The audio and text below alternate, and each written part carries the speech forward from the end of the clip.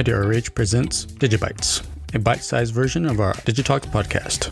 My first guest today is Jade Harrison, a HASTAC Scholar and a PhD student in English Studies. Jade also serves as a graduate research assistant and project manager for the Black Book Interactive Project. You can find this and all our episodes on iTunes and online at idrh.ku.edu.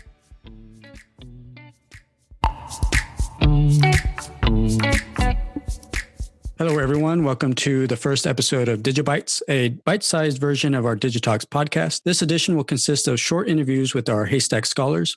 Briefly, HASTAC stands for Humanities, Arts, Science, and Technology Alliance and Collaboratory. This season, we will be speaking with members of the class of 2022. Every HASTAC scholar term is for 2 years, and each scholar is provided with a network of opportunities and mentors to explore their work using digital methods. Our first guest is second-year doctoral student in African American literature and the current project manager of the Black Book Interactive Project, Jade Harrison.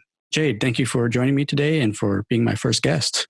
Hi, David. Thank you so much for having me. I'm really excited to be here. And so to begin things, even though I provided a brief introduction there for you, it doesn't do you or your work and your research any justice.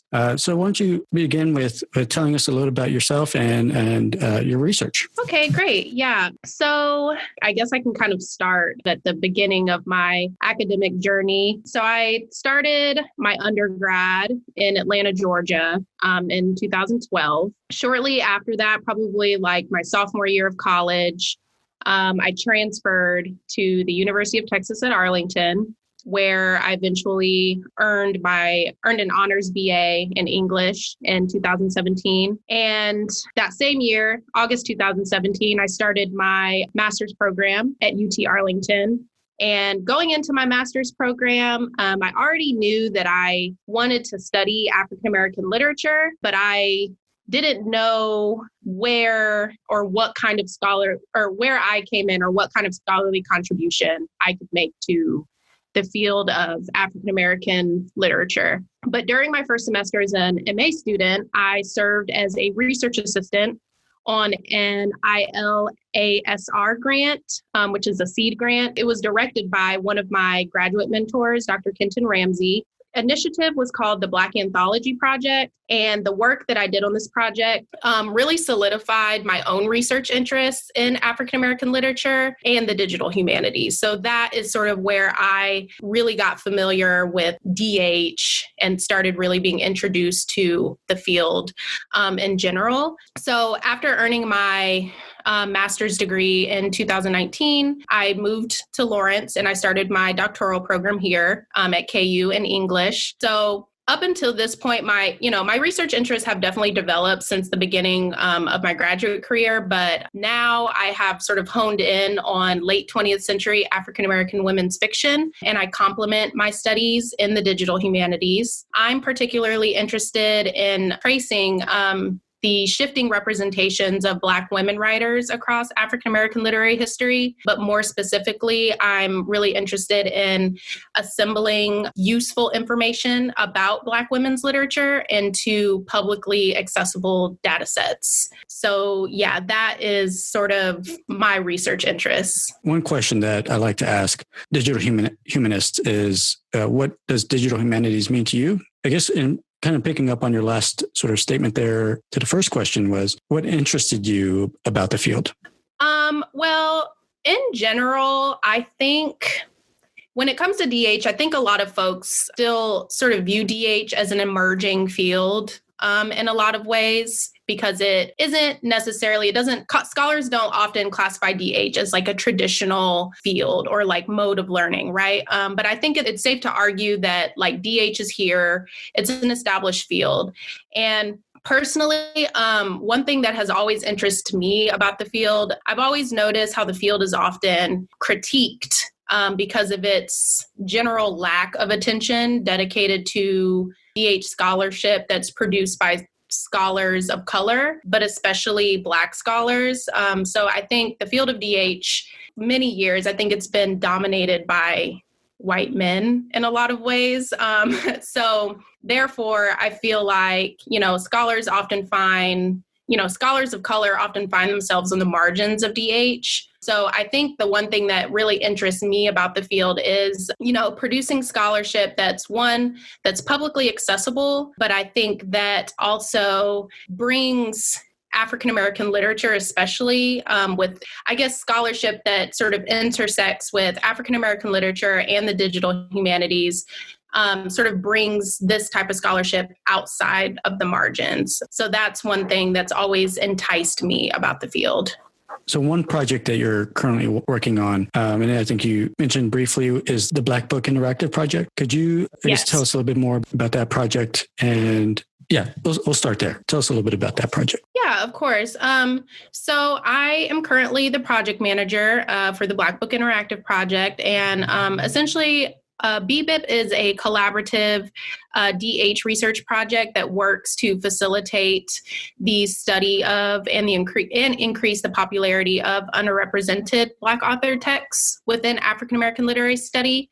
So BBIP falls under the larger umbrella of the Project on the History of Black Writing here at KU. So we're dedicated to creating metadata, essentially, about all of the texts that we have in our corpus. So that is one of the main projects that BBIP has been working on for probably the last few years, even before I stepped into the role as project manager, essentially creating metadata and finding ways to organize and curate that metadata about all of the African-American novels that we have, not just exclusively African-American novels, but Black novels that we have in our corpus, and making that information more accessible to folks and scholars who are trying to do research in African-American literary study. So we're using DH methods and we're using DH tools to facilitate that process. And to bring this out a little bit more, what are some of those DH methods that the project utilizes and relies on? So BBIP really focuses a lot on a lot of the entry-level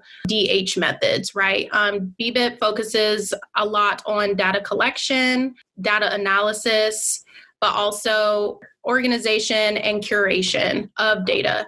So those are just some of the actual methods that we use, but also we have another train running where we are also developing our own interface where a lot of the BBIP texts can be found, and we're developing an interface that can also serve as a tool for scholars who are attempting to do research in African American literature to once again facilitate that process and, develop a publicly accessible tool for scholars to use. So while we're trying to figure out ways to create, organize, and curate data sets about the literature that we have in our corpus, we're also trying to develop actual interfaces that can serve as tools for folks who are trying to do that type of work. You mentioned being part of a similar project at UT Arlington, and with your current involvement with BBIP, were there any authors that you came across during this work that you weren't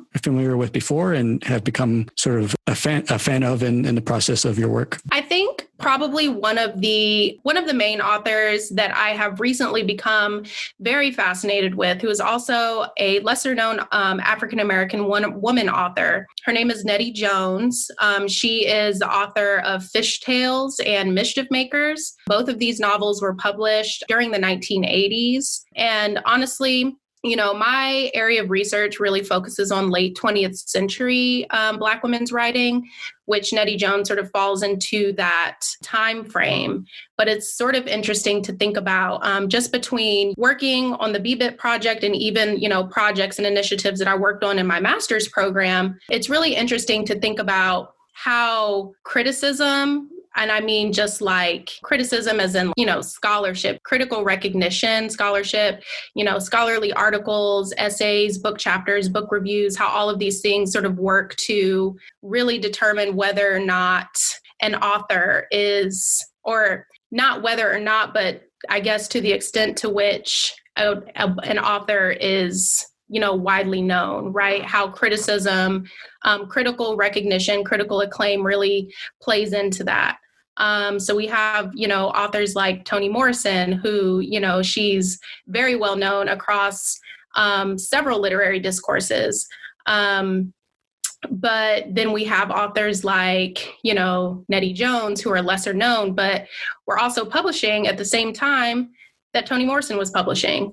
But, they didn't receive the same types of critical recognition, which is why thinking in our contemporary moment, we seem to, look at authors like Toni Morrison as, canonical authors versus an author like Nettie Jones, who she's a great author, but she never got the same critical recognition.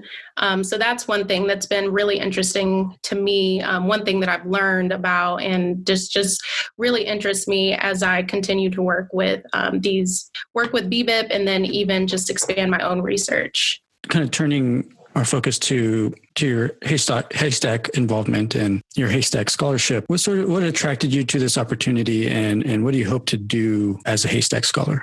Well, I was attracted to Haystack because I viewed Haystack as a program that would allow me to be able to refine myself as an African-American scholar, African-American literary scholar, doing work in the digital humanities. I thought it would give me a chance to develop my skills, and eventually it would sort of facilitate the process of me sort of coming up with, a project that would eventually serve me in the future, something I could actually build on throughout my doctoral program. What advice would you give to your peers, especially those who aren't too familiar with DH and digital humanities, or just kind of maybe just know it from interacting with you? What sort of advice would you give to them about getting involved with DH or even conducting their own DH project? I think a few pieces of advice that I could give, one of the main pieces of advice actually would be to,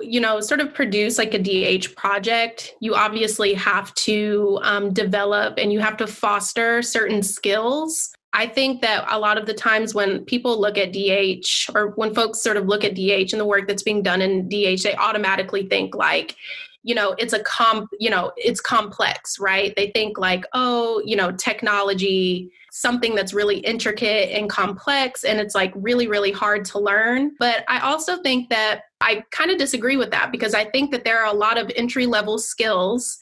And I think that these skills are also transferable skills that will sort of help you, that could help someone, within any field that they're working in. So like by entry-level skills, I sort of mean like data collection, data analysis, and just thinking about how to organize and curate data. I think those are entry-level skills that anyone, as long as you're consistent and you're sort of persistent in teaching yourself and familiarizing yourself with these skills, I think anybody can really do it, and I think, as long as you sort of work on fostering those like entry-level skills, I think that the only thing is that you will eventually you'll develop and you'll expand on those skills. So I think the one thing I would say is that it seems intimidating working, trying to create a DH project, but it's really not all that intimidating. And I think more folks should try it. Well, Jade, thank you for answering my questions and for being the first guest of this Digibites podcast. Thanks, David. Thank you for having me. Yeah, and thank you all for listening, and we'll see you on the next episode of Digibites.